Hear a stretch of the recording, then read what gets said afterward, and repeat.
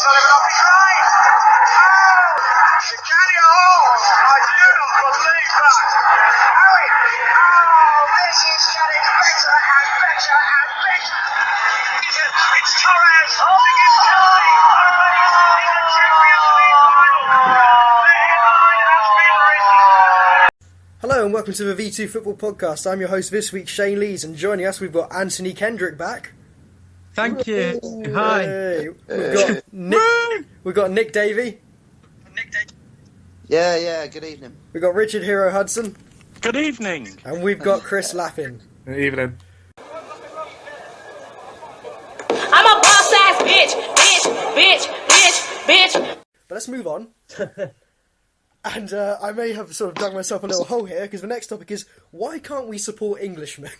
But in all seriousness, and this is a conversation that's a little bit bigger than just football, this is sport in general, why can't we support the Englishmen? Because when Tyson Fury, the heavyweight boxer, the champion of the world now, defeated Vladimir Klitschko, most people were saying before the fight, he's going to get battered. Most people were saying after the fight, what was it? He's beating up a 40-year-old. It's not a big fight. He'll just get battered in his next serious fight.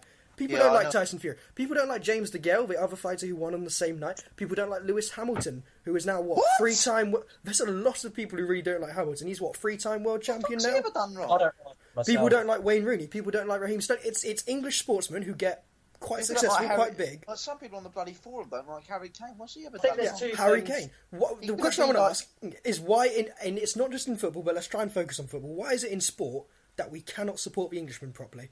Well, I personally do. I just think there's just too many idiots out there, in my opinion. Well, I think a very simple explanation. So I'll go to The Richard. problem with a lot of the personalities, though, is that they are idiots Yeah, as but well. Harry Kane's not though, and people seem to want him to stop scoring. Yeah, I'll agree with that. An People English definitely player want him to scoring fail. goals. It doesn't matter. An English player is scoring goals. He's young. He's scoring in the top flight in the Premier League. We don't need to open up the discussion of being one of the best leagues in the world, blah blah blah. But he's scoring goals at a top flight level. Shouldn't everyone be? Oh, hang on, he's a young lad. He's not a bellend. Jamie Vardy. How many people wanted Jamie Vardy to not break that record? And what's he ever done? Well, I didn't, because I'm a United fan. Yeah, but United fans aside, who obviously have their own reason for it. But I just think I think Nick's right. I think people, when it was Harry Kane, they wanted him to stop scoring. With Rooney, people don't want him to start scoring. I don't like Rooney. I want him to start scoring now, because we've got our Euros at the end of this year. Everyone knows if Rooney's on fire, he'll be our best hope. We've got our Euros at the end of this year, so I want Rooney to start getting back into form. People don't like Sterling, and when people say the personality thing, okay, yeah, I can buy that. Most professional sportsmen at that level, they're dicks. Someone who goes out and spunks all they are dicks, but then again, when it's not just English players, it's pretty much everyone. It's when people get to a certain level in this world, a certain amount of money, a certain amount of fame, they do tend to, by and large, turn into dicks. So we aren't unique in that aspect. They get stuck in a bubble, don't they? They get completely separated from actual reality of life. Yeah, but Englishmen are not unique to that. But English fans, as a general rule, I would say we are a lot different to foreign fans. Foreign fans do criticise their own players, they criticise their own teams and all that lot, but not to the degree we do here. We make a point of trying to bring them down. Well, this reminds me of the sports personality of the year, how shocking it is. No Rooney on there, no James Anderson on there, no Joe Root on there.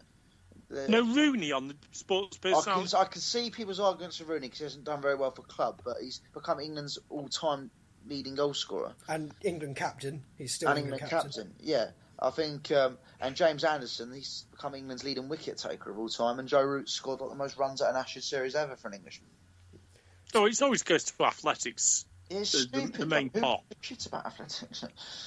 Yeah, athletics, I would say, the reason I've left athletics out of the discussion is because people only get interested in athletics every 4 years, and then never pick up that interest again. Taking the discussion away from what it was on. Yeah, okay, but the question is, why can't we... Yeah, Tyson Fury. Why can't we support the Englishmen? What is it about us that says we don't want to support these athletes, these footballers, these boxers, these F1 drivers? Is it just that they're slightly dickish, or is it something about us, the fans, that can't appreciate there's obviously the jealousy over how much somebody gets paid. There's always I was thinking that. I think it's idiot jealousy. Rooney's on 300 grand a week, and then they'll always pull out like, a soldier's on this much, a nurse is on this much. It's not fair. I thank God that we don't pay soldiers 300 grand a week, because shit, our taxes would be high. People don't think like that. People are idiots. They don't think like that. There's just too many. There's just too many thick people out there. Like at the moment with At the And moment, whatever- ISIS attack, the amount of Facebook status I see where I want to like pluck my eyeballs out. It's just so fucking cringe-worthy reading. It's just like, And if Rooney scored the winning goal in the World Cup final, there'd still be people just go on about him shagging grannies. yeah, exactly. People just be like, "Oh, Rooney's a cunt." It's like, well, Okay, I will say I do agree with your point, Richard. We do in this country, and it's not just sportsmen. We don't like successful people.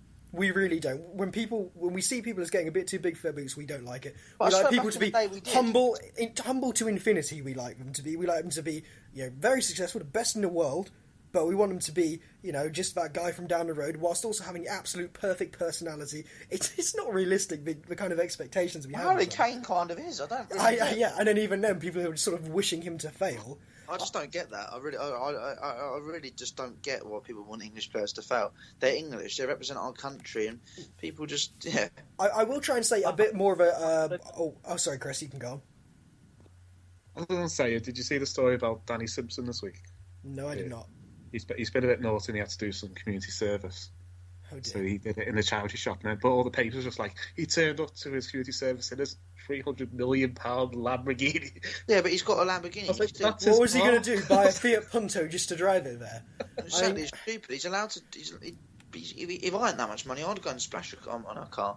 Yeah. If I went and committed a crime and I had to pay my debts to society, I'd just drive my car there. Yeah, put your money away How for a else am I year supposed and you're to get sorted for life. You don't need to do it all the time. But okay, I will say a bit How of a. dare he still? How was he supposed to get there? I'll try and say a bit of a wider point, and I think there is a bit of a culture as British people in general, and I do think it comes from the days of when we were the greatest country in the world, which is within living memory. Before World War II, we were the greatest country in the world. There's no question about it. We had the biggest empire. We still had are. the biggest influence. We had the biggest military. We were the greatest country in the world, and after that, since we kind of lost that status, I think there's been a bit of a self-derogatory nature about Englishmen in particular. It's a bit self-pitying. So I think- We don't like ourselves too much, but we also have a very. It's a bit like the classic artist's personality. We have massive ego combined with crippling self-doubt. We sort of love ourselves, but constantly are hating ourselves as well. And I think that sort of when we see successful It's hard English to be people. patriotic these days, though, isn't it? So if you're so slight bit. Yes. You're Sorry, Sainsbury's just been voted as you best support Christmas advert. Britain's first, and you want to get the MP in, and you, Well, it's because they've sort of like hijacked anything to do with patriotism, though, isn't it? It's Yeah. like Yeah. if they're the ones that are always sticking up the English flags, the British, the Union Jack, well, the Union flag as it's meant to be called, sticking up all the poppy stuff. Like you feel slightly racist now by putting a poppy on.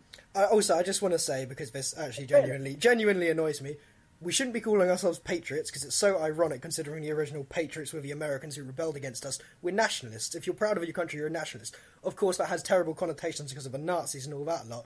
But if I say I'm a nationalist, that's not me saying I'm a BNP supporter. That's me saying I'm proud of being English. I'm proud of my country. I want my fellow countrymen to do well. I want us to go off and be the best international country there is. I want us to go off and give aid to countries. I want us to help other countries. I want us to be the world leader.